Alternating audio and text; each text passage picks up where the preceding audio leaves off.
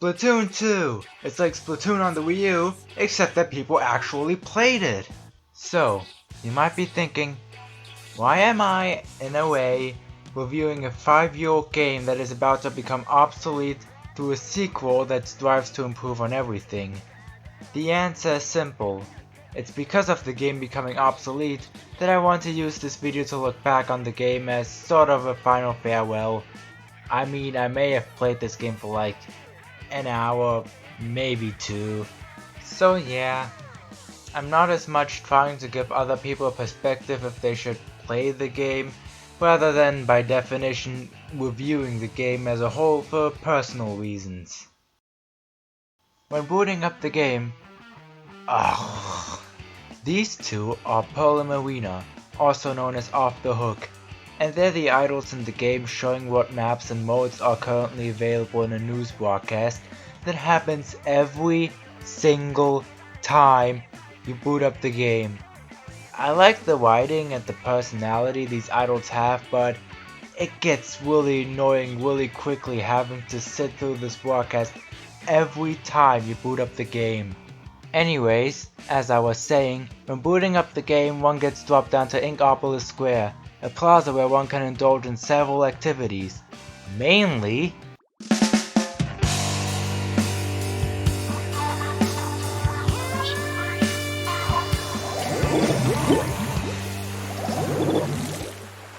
Turf War is the main game mode of every Splatoon game past, present, and future, and involves covering the ground in the player team's ink. After 3 minutes the results get tallied and the team with the most covered ground wins. Unlike a lot of the other modes in the game, one really doesn't gain or lose something when playing matches of Turf War, which I do like because as the main game mode, it makes things pretty chill and accessible. It's good to have a mode you can go in risk free, and for people who suck at the game, it's just a good mode to be able to contribute in, and a good mode for everyone to try new weapons in. Then there are the rank modes, Tower Control, Splash Zones, Rainmaker, and Clamblets for variety. While I do think no single rank mode is more fun than Turf War as a whole, the rank modes are more fun overall as a whole since, like I said, they provide more variety than just Turf War. They all are also more exciting and exhilarating than Turf War because all modes, except for Clamblets kinda, make every player go for a single focus point, really making it a clash of the two teams where one has to be on the edge the entire time. Especially Tower Control benefits from that, because everybody's just trying to get on top of a tiny tower that moves around the stage, according to which team has taken a hold of it. I wish I could say the same for Rainmaker, but when playing, my teammates always just meander around the map instead of protecting their teammate when they have the Rainmaker. Though Splat Zones has to be my favorite mode, due to it being the only ranked mode that really takes advantage of the game's unique mechanics, but also isn't like Turf War and leads every player to a single spot on the map, amplifying the chaos. Then there's Salmon One, a mode accessed by the shady shop next to the lobby, where one gets sent to a Salmon One specific map with 3 other people and have to survive 3 waves of these Salmonoids attacking, while also taking care of boss Salmonoids and taking their eggs to bring back to a collective basket. If the entire team perishes or the Salmonoid egg quota isn't met by the end of the wave, it's game over. Basically it's the game's zombie mode. I've had a lot of fun in this mode, but it's incredibly flawed. For one, I'm mixed on the random weapon system. On one hand, I like how it forces me to adapt with different weapons I don't usually play with.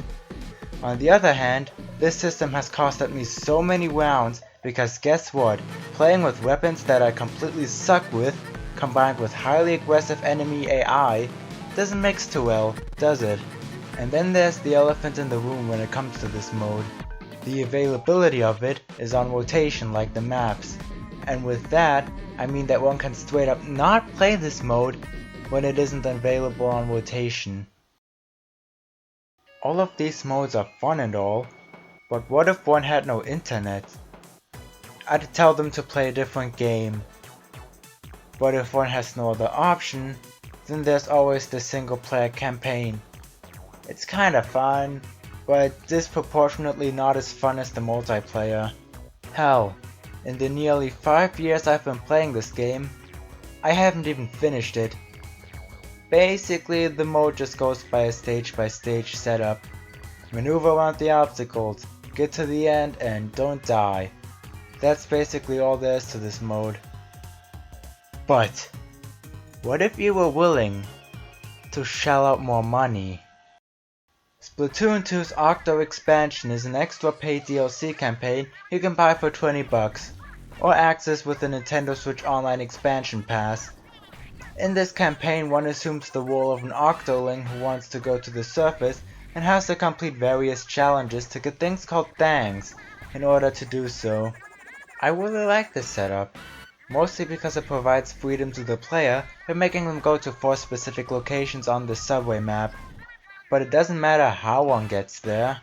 The challenges themselves are really fun and varied and encourage experimentation with different weapons through higher rewards for using weapons that are less appropriate for the mission, while still leaving options for using other weapons. And I don't want to spoil it, but this campaign has one hell of a climax. I think the expansion is definitely worth buying and experience if you already have the game, but I don't think it's worth getting a copy of the game for. Especially not now. But after watching me explain every mode and my opinions on them, wouldn't you be wondering, how does this game play? As you can guess, the game is a shooter, but one doesn't just have to use ranged weapons. There's a wide variety of weapons ranging from equipable suicide to great main weapon, but why does the special suck? I personally always lean more towards dual squelchers due to their speed and range. But give me any kind of dually or splatter shot, and I will commit several war crimes on the battlefield. The controls overall feel precise and responsive. The player character though isn't agile enough for platforming, unless they go into squid mode, but that only if they're in the team's ink, that is. Aiming in this game works incredibly well through the addition of motion aiming, but that does mean one has to press Y to recalibrate every couple of seconds. Visually, the game has a neat aesthetic, but doesn't look particularly impressive regarding the hardware. I do prefer more stylized games, so that really isn't a problem for me.